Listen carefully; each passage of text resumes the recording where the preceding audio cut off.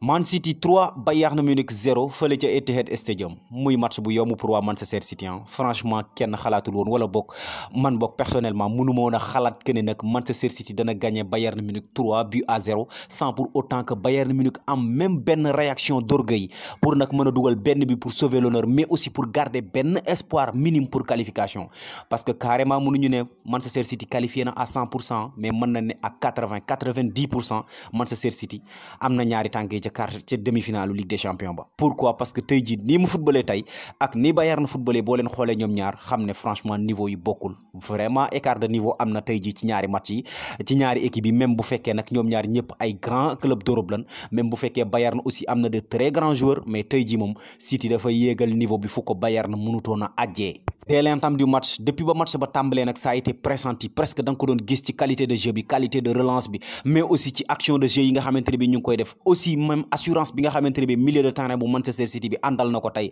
notamment Kevin De Bruyne notamment ko nga xam ne mooy Rodri notamment Ilkay Gundogan des joueurs très talentueux tey jii nag ils ont mis la barre très haut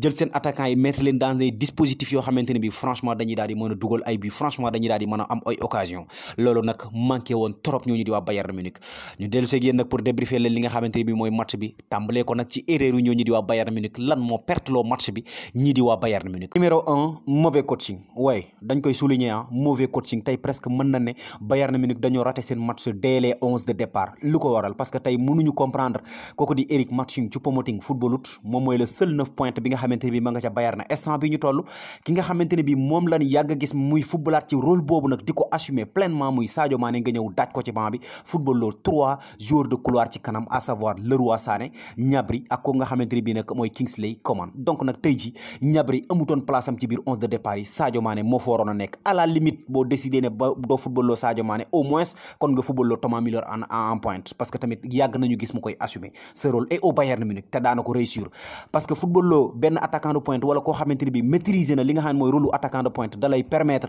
muy def benn différence bi ci kanam mais aussi muy indi complémentarité ci li nga xamante ne bii mooy pointu attaque bi di gêner relance adverse yi mais gis nañ ne tey dès le début de match défense su City bi amul benn yoon problème pour génne bal bi dès le début de match contrairement à défense su Bayern Munich bi tey gis nañ dayo Upamecano il a eu du mal pour mën a génne bal bi pourquoi parce que il y a un attaquant de pointe de très haut niveau benn attaquant boo xamante ne bi mi ngi ci kanam xam nga di def li nga xam ne mooy pressing di ko pousser à l'erreur toujours ba mu def erreur yi nga xamante ne bi def na ko donc tey wax dëgg yàlla Thomas Tuchel tu as fait du n'importe quoi Sadio Mané dafa mérité woon place am ci li nga xamante ne bi mooy biir 11 de départ bi numéro 2 aussi li nga xamante ne bi mooy attaque City bi tey ji da ngay gis carrément que ni kenn ku ci ne da nga doon jouer pour sa bopp wax dëgg yàlla amul benn cohérence ci kanam jeu bi amul cohérence tey man je ne me souviens pas ci match bi fu ñetti passe doxee entre ñaari attaquant wu City entre ñaari attaquant wu Bayern non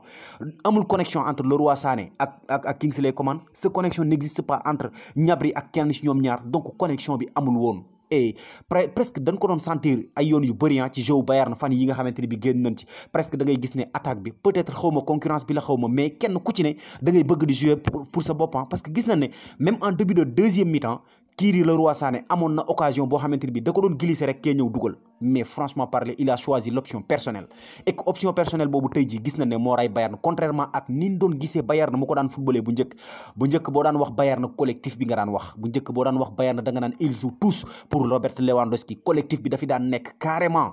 ci kanam kenn bëggu doon yow dong di dugal kenn ku ci ne dañ daan passante pour mën a dugal et loolu tey dafa manqué ci li nga xamante ne bi mooy match bi numéro 3 vraiment sortie de balle yi ça a été mal géré tey jii tey je pense que nag Bayern na lii seen problème dëgg mooy défenseurs yi amuñu woon cette assiduité amuñu woon cette confiance pour mën a jël bal bi jël seeni responsabilité génne ko notamment dayo Upamecano bu ma doon coach bi depuis mi-temps laa koy génne parce que franchement depuis première mi-temps bi wane na carrément que ne moom nekkul ci match bi wane na carrément que ne il est faible ci match bi nga xamante ne bi nekk nañ ci 4 fois ngay manquer des relances pour un match de quart de finale de Ligue des Champions contre Manchester City sachant que am nga benn Bernardo Silva benn Kevin De Bruyne benn Erling Haaland ci sa kaw ñu mën a dugal à tout moment franchement c'est vraiment du gâchis nga koy bàyyi ci biir terrain bi tout en sachant que am nga ay défenseurs de très haut niveau ci ginnaaw Pavard mi ngi ci côté bi mën nga ko indi dugal benn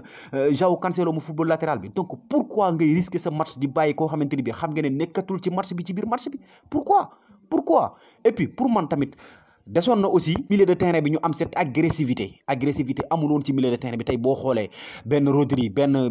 Bernardo Silva ah benn Kevin De Bruyne dañ leen a bàyyi ñu nekk ci li leen neex et que loolu wax dëgg yàlla c'est la faute à Kimmich à Goretzka ñooñu tey ils n'ont pas vraiment assuré rôle wax dëgg yàlla assuré wuñ seen rôle comme niñ ko waree parce que doon nañ xaar benn bataille du milieu de terrain ñoom ñaar ñu xeex ci milieu de terrain bi carrément mais tey dañu ñëw rek City nangu milieu de terrain bi complètement et pour man deuxième mi-temps bi waroon na mën a indi benn Ryan Gravenberch mu indi nag li nga xamante ne bi mooy intensité am dooleem mais fougue de jeunesse am aussi da doon baax trop ci milieu de terrain pour essayer au moins récupérer milieu de terrain bi wala essayer au moins xeex ci milieu de terrain bi parce que tey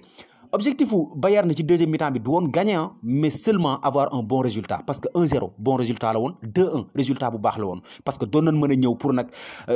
deuxième match bi semaine prochaine mën a dikk nag indi li nga xamante ne bi mooy seen fougue ak seen grinta fële ca Allianz Arena poussé par leur public ñu mën a ñëw nag égaliser wala bokk ñu mën a ñëw renverser ñii di Manchester City mais 3-0 franchement c'est déjà cuit donc tey peut-être mën nañ ne loolu moo perte loo Manchester City les erreurs défensives répétitives de Upamecano et que entraîneur bi bañ koo génne cette faiblesse ci milieu de terrain bi mais aussi ca attaque ba tamit oh là là attaque Bayern Munich bi gënoon na diis lii tout en sachant que nag ñoom waa Bayern chaque match dañ daan dugal mais tey ñu gis ne vraiment un match 90 minutes avec tous ces attaquants de très haut niveau sans pour autant nga dugal benn but c'est vraiment nul. Et du côté du coach je pense que côté Thomas Tuchel liy xeeñ neexagul parce que tey ñii di waa Bayern Munich li tax ñu dàq Thomas Tuchel wala boog liñ ko justifié mooy que ne seen ñetti titres yi dafa nekkoon en jeu. te nag c'était très menacé parce que ñetti défaite la jël en 37 matchs en 37 matchs ñetti défaite la jël ñu dàq ko parce que ñetti titres yi wax dëgg yàlla il était menacé parce que moo nekkoon seeni objectif te ñetti titres yooyu mooy Ligue des champions Coupe d'Allemagne ak championnat bi Coupe d'Allemagne perte nañ ko parce que Fribourg dóor na leen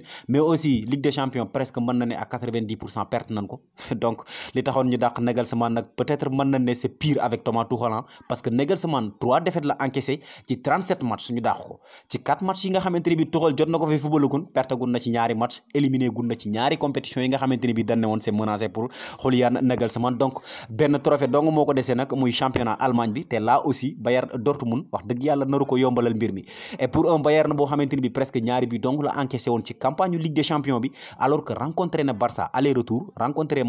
équipe boobu di Paris Saint-Germain aller-retour donc ñaari bi kese la ci encaissé rencontré Inter aller-retour tey mu encaissé 3 buts ci 90 minutes franchement Tuchel jot na nga xoolaat sa taxawaay franchement boo bëggut ñu dàq la parce que mën na am sax franchement match championnat bi nga bañ ko eggale parce que Bayern Munich du équipe boo xamante ay Bayern ay Real des Barça du équipe yoo xamante ni bi da nga fay nekk ñu lay jox chance éternellement si bien boo deful résultat dañ lay daal di dàq ci saase mais du côté du Manchester City tey je pense que wane nañ carrément li nga xamante ne bi mooy seeni ambition mooy aller jusqu'au bout et année bii nag wane nañ carrément que ne mën na nekk le bon année parce que tey li ñu manqué woon ci seen équipe yëpp tey ji année bi presque gis nañ ne ñu ngi koy rectifier peut-être gisoon nañ ne défensivement xawoon nañu fébrile tuuti ren ji gis nañ ni ñu koy rectifier ci Ligue des champions bi tey ñu football ak benn équipe bu mel ni Bayern Munich sans pour autant ñu encaisser avec Ruben Dias ci ginnaaw bi nga xamante ne bi il assure à 100% Ederson pareil milieu de terrain boo xamante ne bi nii dañuy complétante bu baax a baax mais un attaque de feu tey gis nañ Bayern City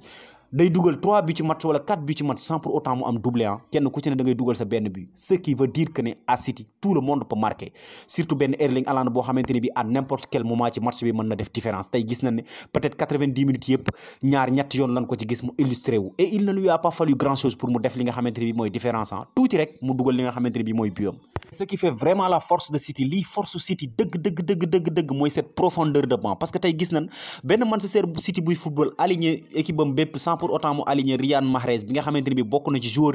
yi nga xamante ne bi ñoo gën a taxaw jamono ji Manchester City mais match bu ko laajee Guardiola football loo ko bu ko laaju des fois mu daaj ko ci banc bi tey dañuy gis carrément que ne bu fekkoon Bayern moo mën a City ci li nga xam ne mooy première mi-temps bi dès mi-temps Riyad Mahrez day dugg ci terrain bi dès mi-temps Julian Alvarez gis nañ ko apportam ci biir match bi tey bi mu duggee à la place de kii Kevin De Bruyne cela veut dire que ne équipe bi ñëpp mën nañoo remplaçante parce que dès l'instant bu dugal Julian Alvarez da ngay gis benn Bernardo Silva qui descend d'un cran mu wàccaat complété li nga xamante ne bi mooy milieu de terrain bi jël place su De Bruyne muy ñaari joueurs yu mën a remplaçante et Julian Alvarez projeté wu ci kanam ce qui veut dire que tout est complet à Manchester City lépp complet tey problème bu am ci milieu de terrain bi mën nañu dugal beneen joueur mu daal di dikk régler li nga xam ne mooy situation bi ci attaque bi pareil en défense pareil donc Manchester City est bien favori ci li nga xamante ne bi mooy compétition bi reste à savoir nag bon lan la Bayern Munich di indiwaat ci retour ba parce que tamit bon comme niñ koy waxee toujours en Ligue des champions wala boog ci surtout genre de match yi nii moom franchement rien n'est joué d'avance dara joué gul d'avance presque mën nañ ne renversement mën na am à tout moment mais il va falloir mu xoolaat boppam moom Thomas Tuchel il va falloir mu xoolaat équipe am bi nag il va falloir vraiment nag moom defaat du sérieux sur li nga xamante ni bi attaque am bi mi ngi koy produire et puis connexion bi dellu si waat entre les attaquants dama koy souligner waat parce que équipe bu mel ni Bayern de Munich tey dañu soxla ci ñoom des combinaisons jeu bu rafet combinaison yi mën a am comme niñ ko daan gisee entre les joueurs en attaque mais tey kenn ku ci ne di jouer pour sa bopp franchement je pense que ça ne leur mènera à nulle part c'était tout pour aujourd'hui sama gars yi li leen seen C5 Info di la wax toujours ne bu dee gan nga ci page maa lay invité à ce que nga abonné wu nga activer cloche de notification pour bañ a rater benn vidéo ci vidéo yi ñu dugal aussi mën nga def sa réaction ci commentaire yi gars yi abonné leen ngeen like vidéo yi c'est vraiment hyper important pour nous bul fàtte dem Facebook ak Instagram aussi yokku ñu doole suñu page yi nekk foofu lien yi ñu ngi ci description bi merci et à très bientôt sama gars yi